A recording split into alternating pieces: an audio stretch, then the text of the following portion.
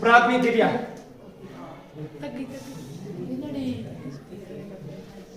प्राथमिक क्रियाओं के अंदर हम पूरे के पूरे क्या देखेंगे, क्रियाकलाप देखेंगे। प्राथमिक क्रिया है, द्वितीय क्रिया है, तृतीय क्रिया है, चतुर्थ क्रिया है और पंचम क्रिया है। ये 500 क्रियाएं हैं। क्रियाओं का अर्थ क्या हुआ? कार्य। कार्य अब किस सेक्टर के अंदर कौन सा कार्य किया जाता है, ये कार्यों के बारे में जानेंगे। तो बात करते हैं जो प्राथमिक कार्य कौन कौन से हैं, यानी प्राथमिक क्रियाकलाप कौन कौन से हैं या प्राथमिक क्रियाएं कौन कौन सी है। उस अध्याय के अंदर जो ऑब्जेक्टिव क्वेश्चन है उनके ऊपर ध्यान देते हैं। पहला प्रश्न आपके निम्न में से कौन सा एक प्राथमिक क्रियाओं में शामिल नहीं है? इन क्रिया में कौन सा शामिल नहीं है? कौन सा शामिल नहीं है? तो पशुचारण, कृषि और आखेट, ये तीनों क्या इसके अंदर शामिल है? प्राथमिक क्रियाओं में शामिल है। यस में ये दोनों तो आपको और सभी को ध्यान है कि पशुचारण और कृषि दोनों के दोनों प्राथमिक क्रियाओं में सम्मिलित है और जुड़े हुए उनसे। लेकिन आखेट का सभी को ध्यान नहीं होता है। नहीं होता है क्या? आपको ध्यान था? यस। आखेट का अर्थ जस्ट पहले ही बात शिकार के रूप में हुई थी। यहाँ प्राथमिक क्रियाओं के अंदर क्या आखेट का कार्य भी होता था या होता है? अब होता है। अब होता है आखेट का कार्य? शिकारी का कार्य होता है अब? ठीक है, तो क्या ये निषेध लिख दूं मैं? यस। और इनमें कौन सा नहीं है? तो विनिर्माण नहीं। विनिर्माण किस में आएगा? जिस क्रियाकलाप के अंदर उद्योग आता है उसके अंदर विनिर्माण भी आएगा। विनिर्माण का अर्थ क्या हुआ? किसी दूसरी वस्तु का क्या करना? एक वस्तु से दूसरी वस्तु के अंदर उसका निर्माण करना ताकि वो अपने लिए कामयाब साबित हो, वो भी निर्माण हो जाएगा। वी यानी नया निर्माण। निम्न में से कौन सी फसल आपके रोपण में सम्मिलित है? अब रोपण कृषि, कहीं स्थानांतरित कृषि भी होती है। बात करेंगे रोपण कृषि की, तो इनमें से कौन सी फसलें ऐसी है जो आपके रोपण कृषि के अंतर्गत आती है? रोपण का अर्थ क्या हुआ? एक बार पौध लगा दी, दोबारा उनको अखेड़ के दूसरी जगह लगाना। ठीक है, यानी कि एक बार उनको जहां लगाया है वहां से एक बार आपको उखेड़ना होगा, दोबारा फिर लगाना होगा, वो रोपण कृषि होती है। तो रोपण कृषि के अंतर्गत रबर भी है, चाय भी है और गन्ना भी है। यानी कि ये तीनों की तीनों जो फसलें हैं ये रोपण कृषि के अंतर्गत आते हैं। इसके बाद में निम्न में से कौन सी विशेषता आपके रोपण कृषि की नहीं?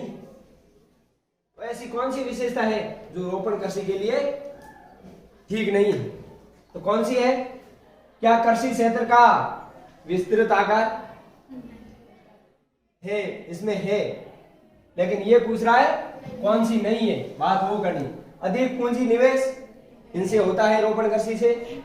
निम्न प्रबंधन एवं उनके साथ साथ में तकनीकी आधार, क्योंकि इसके अंदर निम्न प्रबंधन नहीं होता है, छोटे रूप का मैनेजमेंट नहीं होता है, या भी बड़े रूप का मैनेजमेंट होता है, क्योंकि ये भी अधिक पूंजी के निवेश के लिए ये कृषि कामगर साबित होती है। इसलिए इनका जवाब आपके होगा निम्न प्रबंधन एवं तकनीकी आधार। यह रोपण कृषि की विशेषताओं में से नहीं है। निम्न में भूमध्य सागरीय कृषि से संबंधित क्षेत्र कौन सा नहीं है? अब भूमध्य सागरीय कृषि है, तीन बातें तो ऐसी होगी जो उनसे जुड़ी होगी, लेकिन एक ऐसी बात है जो इनसे जुड़ी हुई नहीं है या इन क्षेत्र से जुड़ी हुई नहीं है। तो कौन सी है? कौन सी है? मध्य कैलिफोर्निया। मध्य कैलिफोर्निया है जिसका संबंध भूमध्य सागरीय कृषि से संबंधित नहीं है, और बाकी जो मध्यवर्ती शिली है ये इनसे जुड़ा हुआ भाग है, और जो दक्षिण अफ्रीका का दक्षिणी पश्चिमी भाग ये भी इसी भूमध्य सागर से जुड़ा हुआ है, और भूमध्य सागर का तटीय क्षेत्र है वो तो उनसे जुड़ा हुआ है ही, आपको ही पता है। इसलिए कौन सा इनसे जुड़ा हुआ नहीं था? मध्य कैलिफोर्निया जो इनका क्षेत्र है, ये किनसे जुड़ा हुआ नहीं है? भूमध्य सागरीय क्षेत्र से, या उनकी कृषि से संबंधित है, या उनसे जुड़ा हुआ नहीं है, या उनका कोई लेना देना नहीं है, इसलिए वो उनसे भिन्न है, अलग है। निम्नलिखित देशों में से किसमें आपके सहकारी आंदोलन सर्वाधिक सफल रहा था? अब आंदोलन की बात करेंगे, जो सहकारी आंदोलन था, ऐसे कौन से देश हैं जिनमें सहकारी आंदोलन सर्वाधिक सफलतापूर्वक रहा था, सफल रहा था? ऐसा कौन सा देश है भाई? क्या भारत का स्थान लगता है इसमें? नहीं लगता है। तो किसका? डेनमार्क। डेनमार्क एक ऐसा देश है जिसमें सहकारी आंदोलन सर्वाधिक रूप से सफल रहा था, या ज्यादा रूप से सफल रहा था। खट्टे रसदार फसल, ये खट्टे रसदार फल, खट्टा फल हो सेतन मार्शल है बोल। तो खट्टे रसदार जो फसल है या उनके जो फल है, इनकी कृषि किस कृषि क्षेत्र की एक विशेषता है? किस कृषि क्षेत्र की एक विशेषता है? कौन से फल? खट्टे, अंगूर भी खट्टे होते हैं। तो इस प्रकार के जो फल है, यह किस कृषि क्षेत्र की विशेषताओं में से है? तो आपके भूमध्य सागरीय जो कृषि होती है, भूमध्य सागरीय जो कृषि होती है, इनसे जुड़ी हुई। पता है जरा, भूमध्य सागरीय जो कृषि क्या भूमध्य रेखा के ऊपर होती है, कहीं अलग होती है? कहीं आप ये तो मन में नहीं बिठा के बैठे हो कि जो 0 डिग्री अक्षांश रेखा है, इनके आसपास ही जो क्षेत्र है, यहाँ पर ये कृषि की जाती है, या कहीं दूसरी जगह? दूसरी जगह। कहाँ है? दूसरी जगह। क्योंकि वो भूमध्य रेखा है, लेकिन ये भूमध्य सागर है, वो विश्व के यहाँ पर कहीं पाया जाता है। ये पूरा आप वर्ल्ड मान लो तो इनके इन क्षेत्र में, यानी कि आपका जो इस वाला भाग है, एक एस आकृति का आपके क्या है? महाद्वीप है या महासागर है? महासागर है। इनके जस्ट पास में ये पाया जाता है, ठीक है, जिसका नाम है भूमध्य सागर। वाणिज्य डेयरी कृषि का सबसे बड़ा प्रदेश कौन सा है? वाणिज्य का अर्थ क्या हुआ? व्यापार, ठीक है। तो वाणिज्य डेयरी कृषि का सबसे बड़ा प्रदेश कौन सा है? कौन सा है? उत्तर पश्चिमी यूरोपीय क्षेत्र, उत्तर पश्चिमी यूरोपीय क्षेत्र। अब इस पूरे को अपन वर्ल्ड माने या विश्व माने, तो यहां पर आपके क्या था? एशिया।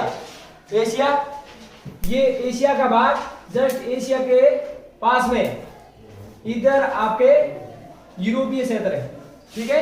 इधर जो यूरोपीय क्षेत्र है, अब यूरोप है, तो यूरोप का भी कौन सा भाग? पूरा यूरोप।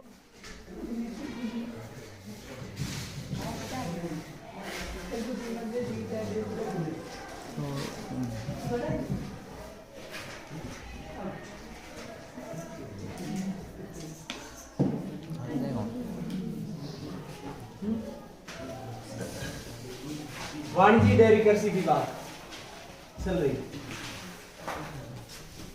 ये वाणिज्य कृषि ज्यादातर विश्व के अंदर उत्तर पश्चिमी यूरोप के बेल्ट के अंदर चलती है। और बात चल रही थी अपने मानचित्र के ऊपर कि जस्ट एशिया के पास में यूरोप। तो अब यूरोप है, यूरोप का भी पूरा बेल्ट नहीं, यूरोप का उत्तरी भाग और उनके साथ साथ में पश्चिमी भाग, उत्तरी और पश्चिमी भाग है, वहां पर वाणिज्य डेयरी कृषि होती है, वाणिज्य डेयरी कृषि होती है। और उसके बाद में सामूहिक कृषि। सामूहिक कृषि, सामूहिक कृषि वो होती है जिनके अंदर क्या होता है? सामूहिक कृषि क्या होती है? सभी प्रकार की फसलें साथ में बोना। हाँ, तो सामूहिक कृषि, सामूहिक कृषि का प्रारंभ सर्वप्रथम कहां से हुआ था? बात करते हैं वैश्विक लेवल, विश्व स्तर की, कि विश्व स्तर में सामूहिक रूप की जो कृषि है, ये सर्वप्रथम किस देश के द्वारा शुरू की गई थी? किस देश के द्वारा? किसके द्वारा? ये देखो ज्योग्राफी और पॉलिटिकल आधा आधा है इनके। स्टालिन आया था, स्टालिन सामने खेती शुरू हो रही है।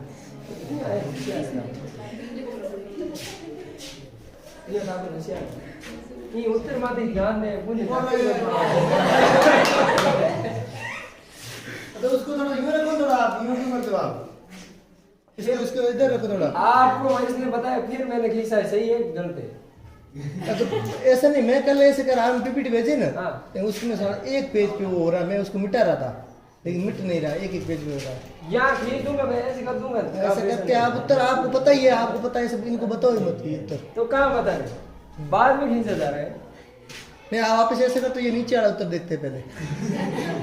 ये तो ध्येय अब और कोई खड़ा कर तो ही को पूछो ना अंठा है। यदि प्रेशर नहीं जाता इतना है। आज मैं भी पीपीटी करूंगा। हाँ आज मार देंगे, काल भेजेंगे।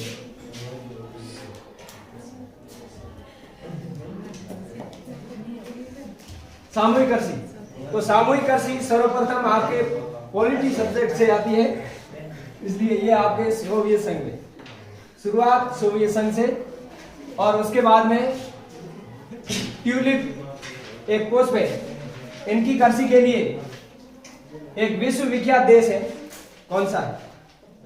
ये क्या है? एक पुष्प है, पुष्प जिसका नाम क्या है? ट्यूलिप है।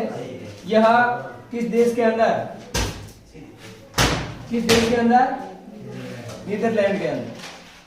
निम्न में से कौन सी एकल कृषि नहीं है? यानी कि 3 तो एकल कृषियों में से है, एक ऐसी कृषि है जो एकल कृषि में नहीं है, तो सामूहिक में हो सकती है या मिश्रित में हो सकती है, ऐसी कोई होगी। तो ऐसी कौन सी कृषि है? मिश्रित है। क्या मैंने पहले जवाब दे दिया था? यस। ये रोपण कृषि क्या है? रोपण कृषि क्या है?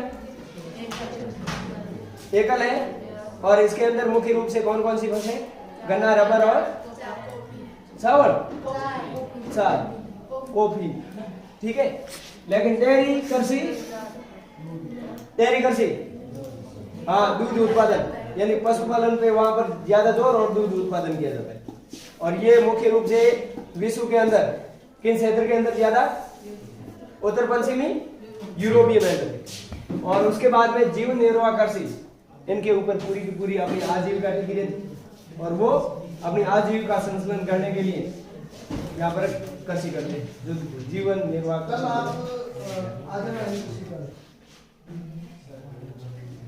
प्राथमिक क्रियाओं में संलग्न लोग खाली स्थान क्या कहलाते हैं?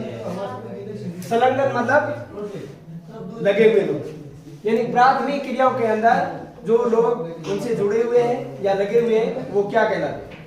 क्या कहलाते हैं? लाल कॉलर श्रमिक कहलाते हैं। मजदूर तो कहलाते हैं, लाल कॉलर श्रमिक। अब लाल कॉलर शब्द क्यों दिया था उनको? क्या ऐसा आपने देखा पहले? यस, हाँ।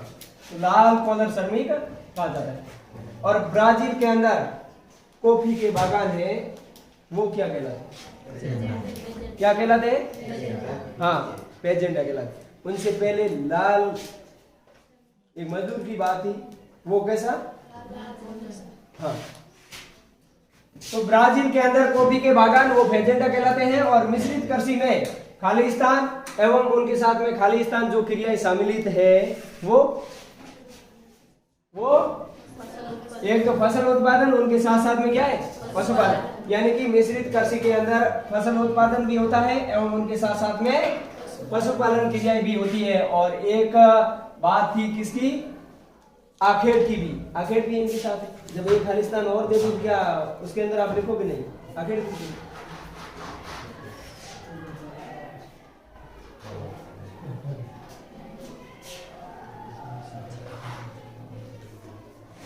उसी सोवियत संघ की बात। तो सोवियत संघ के एक सामूहिक कृषि को खालिस्तान में किस नाम से जाना है? कोलखौज।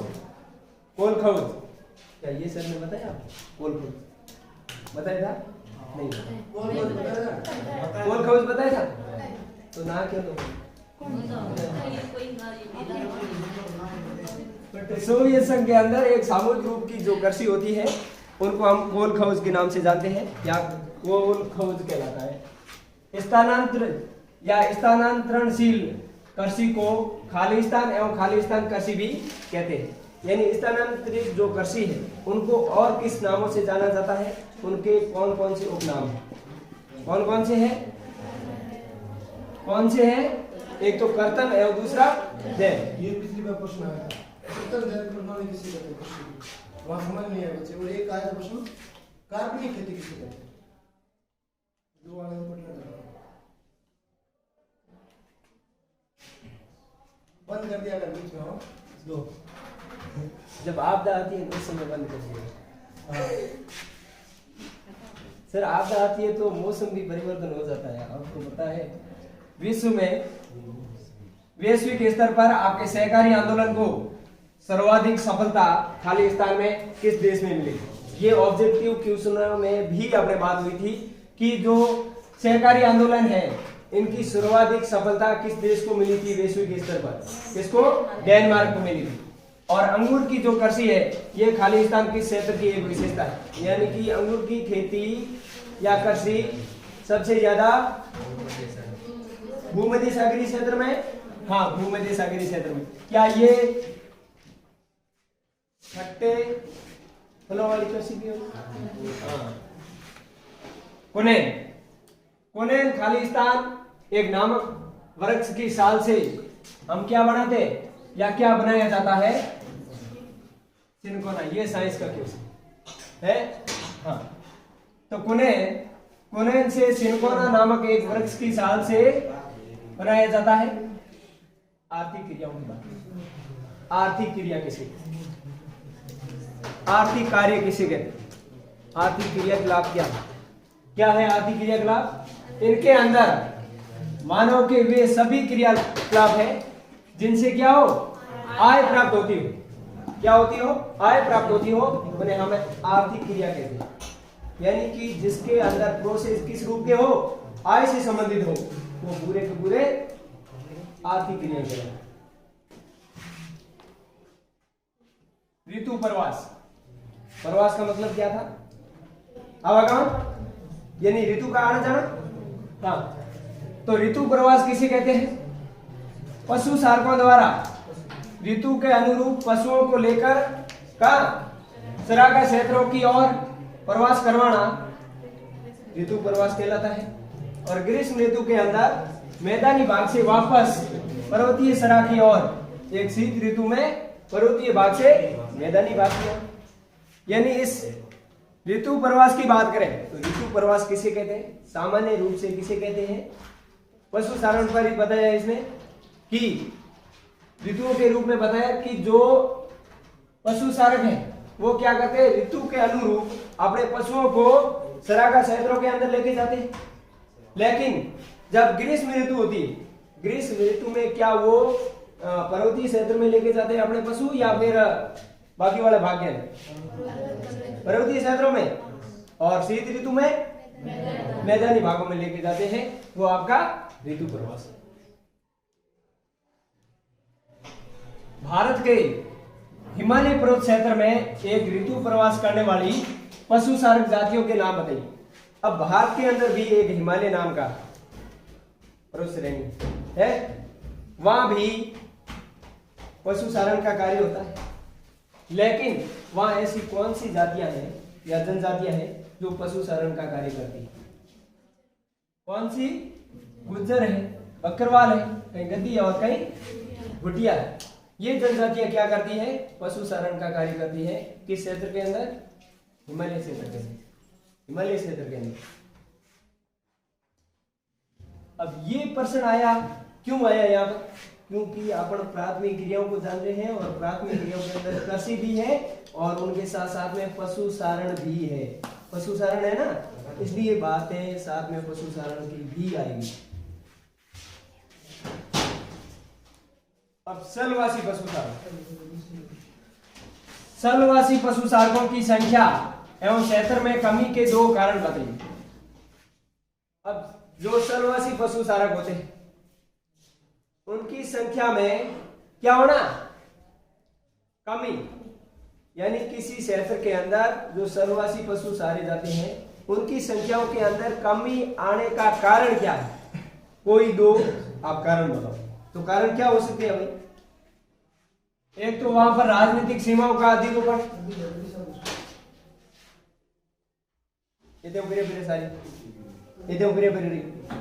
अपन कहते हैं पास गए ये।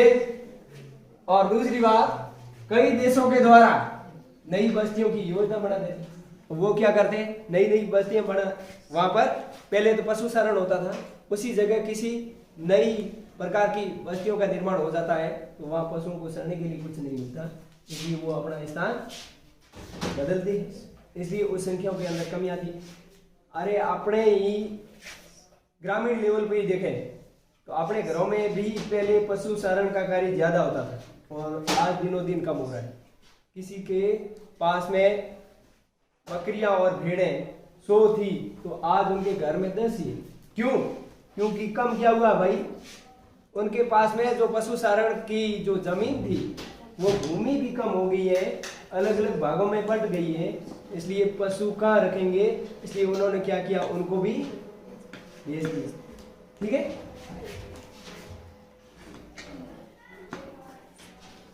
विश्व में भोजन संग्रह करने वाले दो क्षेत्र बताइए। वैश्विक स्तर पर बात करें तो विश्व के अंदर भोजन को संग्रहित करने के दो क्षेत्र बताइए आप। एक तो आपके उस अक्षांशीय क्षेत्र और दूसरा निम्न अक्षांशीय क्षेत्र।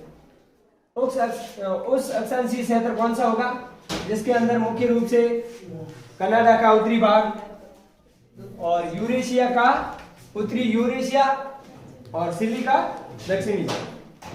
अब ये उत्तरी यूरेशिया मतलब एशिया भी साथ में है? यानी कि एशिया और यूरोप का जो जुड़ा हुआ भाग है, इन दोनों का उत्तरी भाग है, वहां पर आपके भोजन संग्रह बड़ा क्षेत्र है, लेकिन वो किस अक्षांशों के अंडर में आता है, उस अक्षांशों के अंडर में आता है। निम्न अक्षांश वहां पर नहीं है। ठीक है, निम्न अक्षांश कहां पर होगी, कहां पर होगी, इनके पास में, किनके पास में, भूमध्य रेखा के पास में, है ना। और जो जैसे जैसे अपन ऊपर जाएंगे वो उच्च अक्षांश से होगी। ये बाकी सिली वाला क्षेत्र, तो सिली का दक्षिणी भाग। बात करें निम्न अक्षांशों की, तो निम्न अक्षांशीय क्षेत्र के अंदर आपके आ जाते हैं अमेजन बेसिन है, और दूसरा अफ्रीका के अंदर जो उष्ण कटिबंधीय क्षेत्र है, ये दोनों आपके निम्न अक्षांशीय क्षेत्र के अंतर्गत आते हैं। और इन दोनों अक्षांशीय क्षेत्रों के अंदर क्या कार्य होता है, क्या था, वैश्विक स्तर पर क्या था, भोजन संग्रह किया जाता है।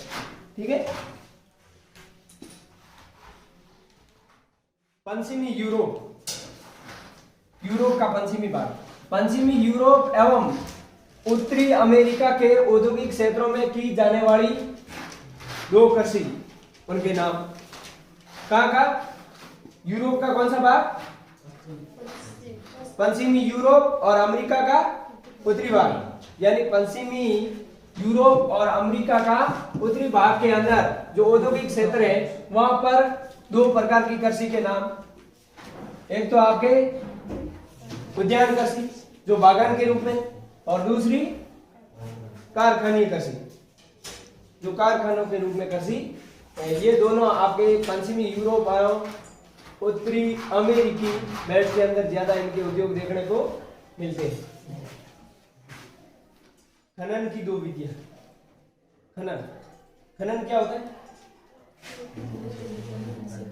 खनन जमीन से खोद कर निकाले जाते हैं, वो खनन है। क्या निकाले जाते हैं, कोयला, पेट्रोलियम, यानी कि कोई भी पदार्थ बोलते हैं, हाँ, वो खोद कर निकाले जाते हैं, ये खनन कहलाता है। एक प्रश्न मैंने दिया था उस समय, आज गोबिया से की टेस्टों वाले सेकंड टेस्ट की, उसके अंदर मैंने कहा था कुबकी खनन क्या है, कुबकी खनन क्या है। तो आधों ने लिखा, आधों ने तो बड़ा विस्तृत लिखा और आधों ने एक दो लाइन लिखी, सिर्फ परिभाषा ही थी, और किसी ने एग्जाम्पल दिया और बढ़िया तरीके से दिया था, और कोई जितना पूछा उतना ही दे रहा है। तो कुबकी खनन किस प्रकार का खनन था?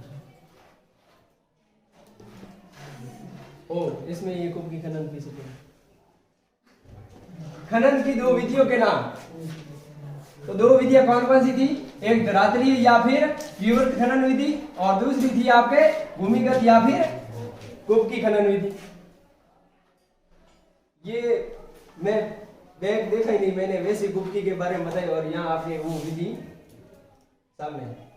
यानी ये कुंभ की खनन है, ये भूमिगत रूप में होता है। जो भूमि से अपन क्या करते हैं, खोद कर कोई पदार्थ निकालते हैं।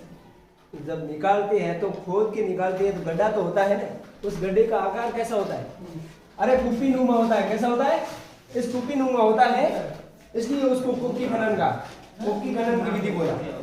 और एक आपके जो धरातल है, धरातल के ऊपर भी कोई खनिज मिल जाते हैं, उनका इकट्ठा करना फिर खनिज कहलाता है। सीकल ये क्या है? ये सीकल क्या है? इसका निर्माण कैसे होता है? ये हमने नहीं क्लोज थी।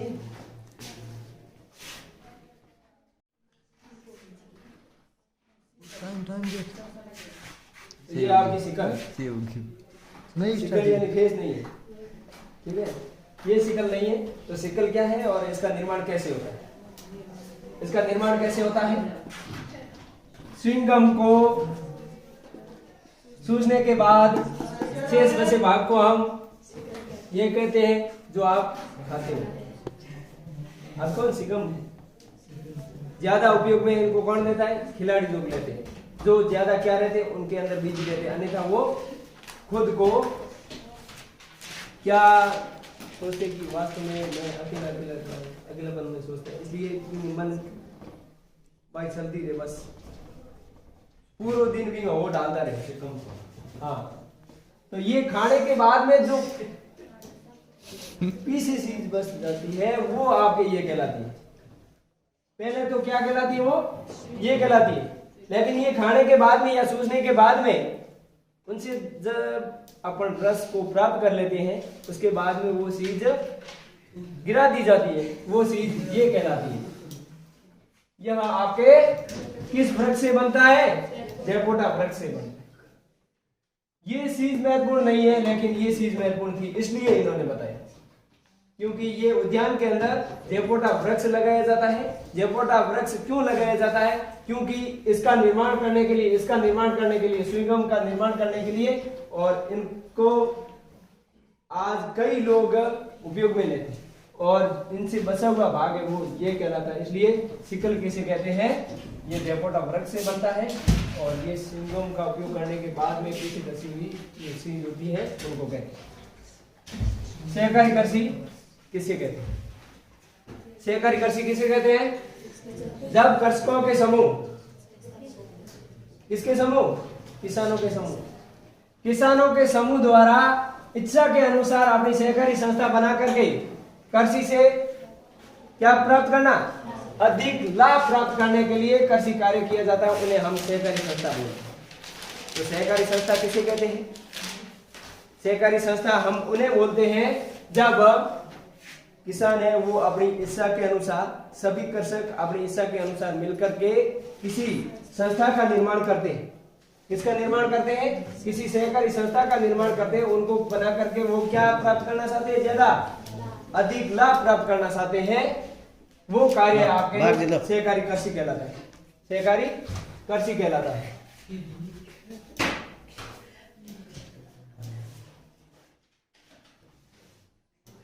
आदिमकालीन मानव जीवन निर्वाह के लिए कौन सी दो प्राचीनतम ज्ञात आर्थिक क्रियाओं पर निर्भर है? पुराने समय की बात करें, पुराने समय के अंदर मानव है वो अपना जीवन निर्वाह करते थे, तो ऐसी कौन सी दो प्राचीनतम ज्ञात आर्थिक क्रियाओं पर निर्भर थे? यानी पुराने समय के जो लोग हैं वो ऐसा क्या कार्य करते थे ताकि उनको पूंजी या आर्थिक मंद प्राप्त होती थी? क्या चीजें थी ऐसी? क्या था भाई? है क्या था? आखेट और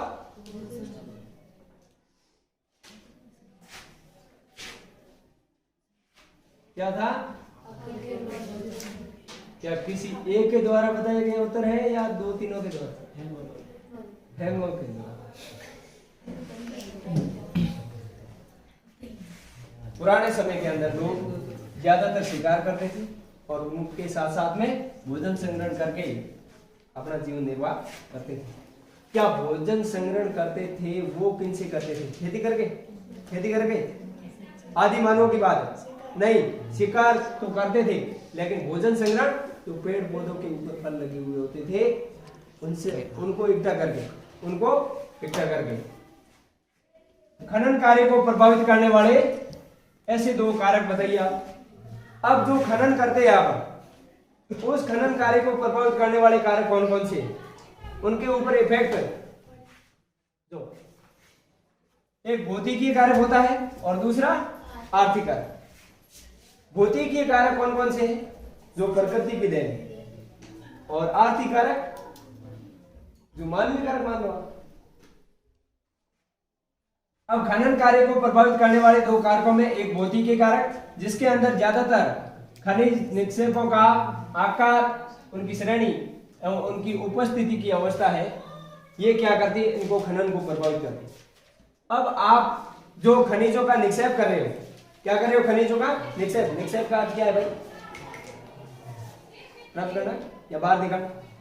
जब उनको बाहर निकालते हो उस समय उसका आकार क्या है? यानी जो खान बनाई है आपने, उसका आकार क्या हो सकता है? आकार छोटा हो तो भी परेशानी होगी, और उनके साथ साथ में जो आकार की श्रेणी है उनकी उपस्थिति आपको कैसी दिख रही है? सपोज करो वहां भंडार ज्यादा मिल गया और आकार छोटा है उनका, तो आपको क्या करना होगा? या तो वो खान बंद करनी पड़ेगी, वो खनन कार्य बंद करना होगा, अन्यथा उनको बड़ा करना होगा, उनका आकार बदलना होगा, ये करना होगा। और आर्थिक कारकों की बात की जाए तो आर्थिक कारकों के अंदर क्या है? एक तो खनिजों की मांग, उनके साथ साथ में आज टेक्नोलॉजी और पूंजी, ये भी इस खनन कार्य को प्रभावित करती है। इस खनन कार्य को प्रभावित करने के लिए आज ज्यादातर जोर इसके ऊपर जा रहा है, पूंजी के ऊपर। हर कोई चाहता है कि मैं क्या करूं?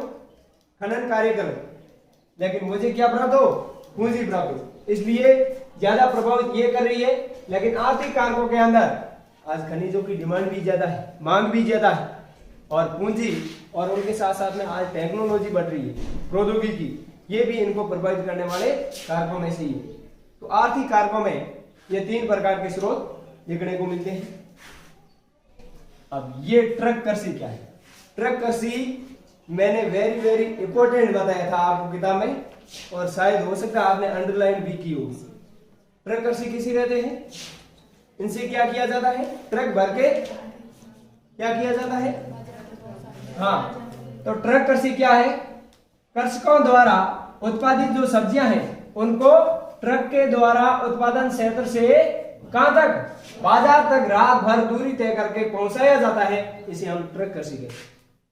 यानी कि जो सब्जियों का उत्पादन किया जाता है, उत्पादन करके वापस यातायात के रूप में ट्रक का प्रयोग करते हुए या उनका इस्तेमाल करते हुए कहां तक पहुंचाना?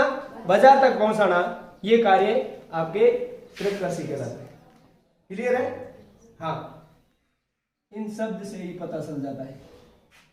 लेकिन यहाँ पर यातायात है वो सिर्फ सब्जियों के रूप में होगा। किसके रूप में? सब्जियों के रूप में। क्योंकि आपने को पता है शॉर्ट में भी अपन सब्जी लाने जाते हैं ना, तो सब्जी कोई दिन में थोड़ी आती, रातों रात वो पहुंचा देते हैं वहां पर, और मॉर्निंग में 4 बजे उनको उपलब्ध हो जाती है दुकानों पर, और अपन जब जाते हैं तो फ्रेश मिलती है। क्या पुरानी लाते हैं अपन? नहीं लाते, सड़ी गली नहीं लाते, फिर फेंक देंगे।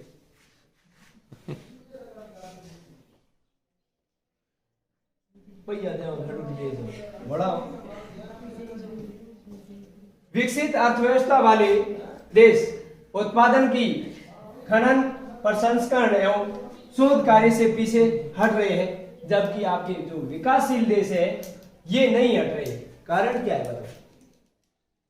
बात है खनन प्रसंस्करण की, यानी खनन कार्यों की बात है। अब खनन कार्यों के अंदर जो विकसित अर्थव्यवस्था वाले राष्ट्र है या देश है, वो क्या कर रहे हैं, इस शोधन कार्यों से क्या है, पीछे हट रहे हैं, ये कार्य करना नहीं चाहते। लेकिन जो विकासशील देश है वो पीछे नहीं हट रहे खनन कार्य करने से। तो इनका कारण क्या है, रीजन क्या है, ऐसे क्या कारण है भाई? एक तो डेवलप है, अपने आप में जो देश डेवलप है वो भी पीछे नहीं हटता, और डेवलप नहीं है वो भी पीछे हट रहा है आज खनन कार्य करने से। ऐसा क्यों, कारण बताओ। तो उत्पादन की खनन प्रसंस्करण एवं शोध में श्रमिक लागत है, ये क्या आती है, अधिक आती है। इनकी जो श्रमिक यानी मजदूरों की जो लागत है, मजदूरी है, वो ज्यादा आती है। इसलिए जो विकासशील देश है इनके पास में क्या नहीं है, श्रम शक्ति की उपलब्धता के कारण खनन कार्यों का महत्व उनको दिया जाता है। यानी जो देश करना चाह रहे हैं उनके पास में श्रम शक्ति की क्षमता है और बाकी वालों के पास में नहीं। क्यों? क्योंकि वो इस लागत से परेशान है, श्रमिक लागत से वो परेशान है, इसलिए वो देश मना कर रहे हैं कि हम खनन कार्य नहीं करेंगे। और जो देश कर रहा है उनके पास में ये शक्ति है, श्रम शक्ति की उपलब्धता है।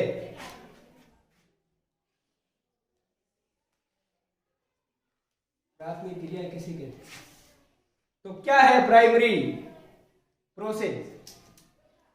प्राथमिक क्रियाएं किसे कहते हैं, इनमें कौन कौन से क्रियाकलाप या स्रोत शामिल है? तो पर्यावरण में प्रकृति प्रदत्त संसाधनों पर एक प्रत्यक्ष रूप से मानव के द्वारा प्राथमिक क्रिया, यानी पहला सेट प्राथमिक क्रिया कहलाती है। अब प्राथमिक क्रियाओं में निम्न क्रियाकलाप सम्मिलित किए जाते हैं, जिसमें आपके जो कृषि है, पशुपालन है, कहीं आखेट है, तो और भी कुछ चीजें जोड़ दोगे आप? और भी कुछ आता है? कुछ नहीं आता। भोजन संग्रहण है, मछली पकड़ना है, खनन कार्य है, और लकड़ी को काटना है, और अपने यहाँ के स्तर पर देखें तो ज्यादा प्राथमिक सेक्टर के अंदर कार्य किसका होता है, या ग्रामीण लेवल में ज्यादा कृषि, पशुपालन, उनके साथ साथ में लकड़ी काटना क्या नहीं होता आज? अरे अपने यहाँ के लोग रोएडे की लकड़ी है उनको बेचते हैं और सागवान की लकड़ी के बराबर वो मूल्य देती है ना, क्यों तुम्हारे को ना, ऐसा होता है। तो प्राथमिक क्रिया किसे कहते हैं, यानी कि वो प्रकृति की देन होती है और इनके अंदर मानव है वो प्रत्यक्ष रूप से इनको कलेक्ट करता है या उनका उपयोग करता है, और उनके साथ साथ में मुख्य रूप से ये स्रोत है जो इनके अंदर आते हैं। स्थलवासी पशुचारण एवं आपके जो वाणिज्य पशुधन पालन में अंतर क्या है? अब क्या है स्थलवासी पशुचारण और क्या है वाणिज्य पशुधन? वाणिज्य के अंदर होगा व्यापार और इसके अंदर क्या होगा, संचलन। स्थलवासी पशुचारण यह एक क्या है, जीवन निर्वाह आधारित कार्य होता है। लेकिन जो वाणिज्य पशुधन पालन है यहां पर आपके क्या है, ये व्यापार आधारित एक व्यवसाय है। यहां पर ज्यादातर जोर किसके ऊपर दिया जाता है, व्यापार के ऊपर दिया जाता है।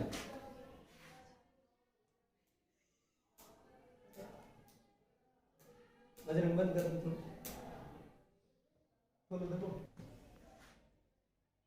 अपने अंतर चल रहा है किनके बीच में, एक स्थलवासी पशुचारण के बीच में और एक वाणिज्य पशु। तो वाणिज्य के अंदर पहले अंतरों में देखा कि वो व्यापार आधारित है, लेकिन ये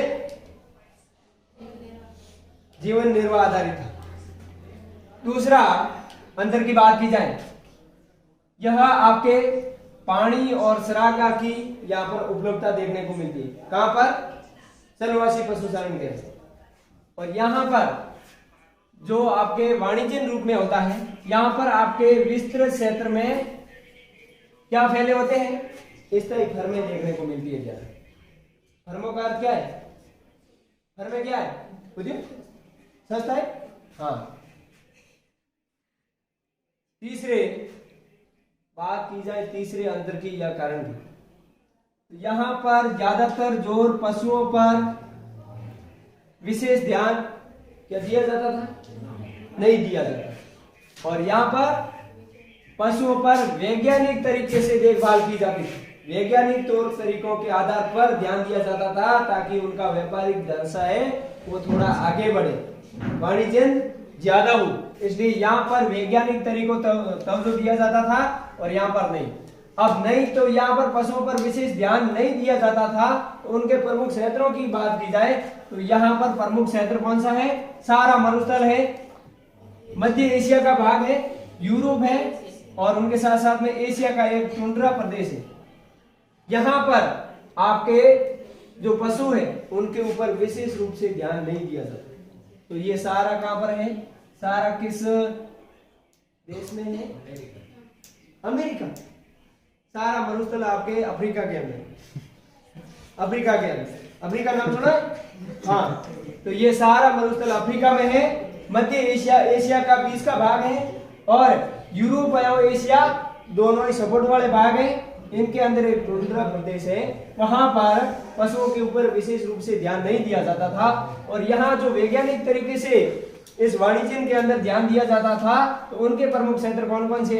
एक न्यूजीलैंड है, ऑस्ट्रेलिया है, अर्जेंटीना है और संयुक्त राज्य अमेरिका भी। अमेरिका के अंदर भी पशुओं के ऊपर वैज्ञानिक तरीके का प्रयोग करते हुए ध्यान दिया जाता था। और ये आपके न्यूजीलैंड और ऑस्ट्रेलिया, ये दोनों के दोनों आपके ऑस्ट्रेलिया महाद्वीप के अंदर पाए जाते हैं। एक है अर्जेंटीना इनके साथ।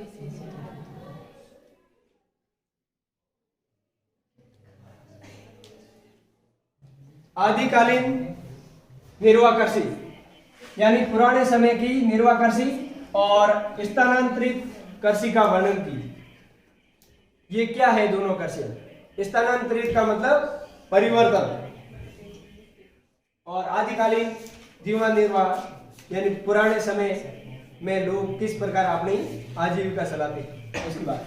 तो स्थानांतरित कृषि ये मुख्य रूप से आपके उष्ण कटिबंधीय क्षेत्रों में पाई जाने वाली एक ज्यादा वनस्पतियों में निवास करने वाली जनजातीय समूह द्वारा की जाती है। स्थानांतरित कृषि क्या है?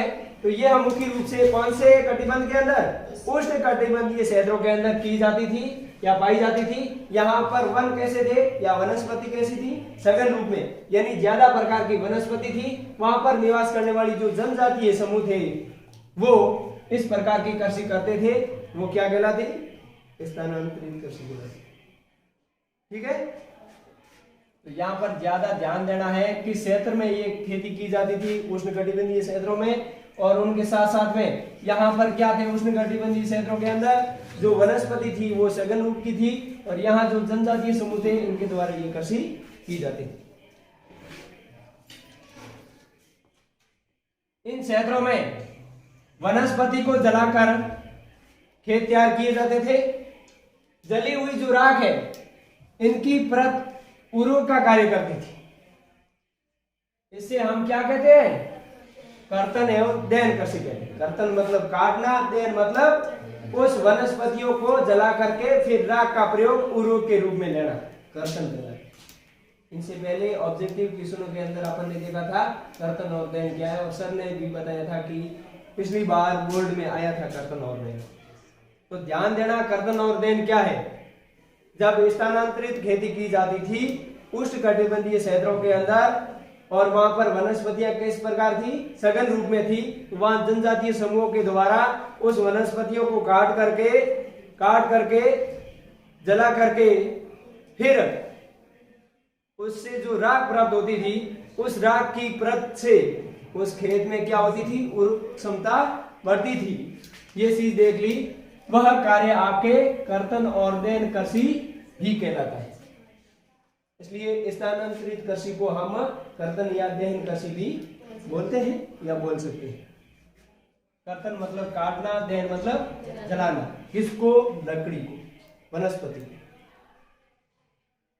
उसे 5 वर्ष पश्चात मिट्टी का उपजाऊपन समाप्त हो जाता था और दूसरी जगह पर खेत तैयार करके कृषि की जाती थी।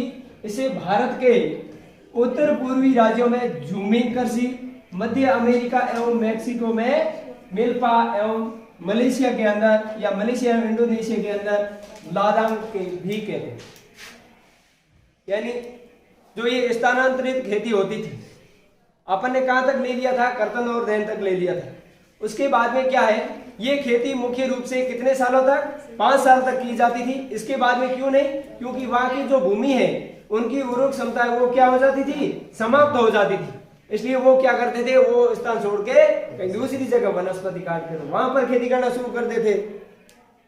लेकिन भारत के अंदर जो ये कृषि की जाती थी, स्थानांतरित कृषि, यह भारत के उत्तरी पूर्वी भाग के अंदर तो किस नाम से जानी जाती थी, झूमिंग कृषि के नाम से जानी जाती थी।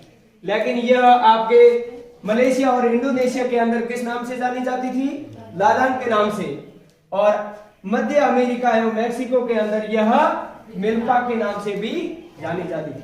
प्रश्न ऐसे भी आ सकता है कि इस झूमिंग कृषि को मुख्य रूप से किन किन नामों से जाना जाता है, या फिर मध्य एशिया एवं अमेरिका के अंदर किस नाम से जाना जाता है, मिल्पा के नाम से। और भारत के उत्तरी पूर्वी भाग के अंदर झूमिंग कृषि के नाम से, कर्तन देन भी इनको ही बोलते हैं। लेकिन मलेशिया और इंडोनेशिया के अंदर इसी कृषि को हम लादांग के नाम से भी जानते हैं या बोलते हैं।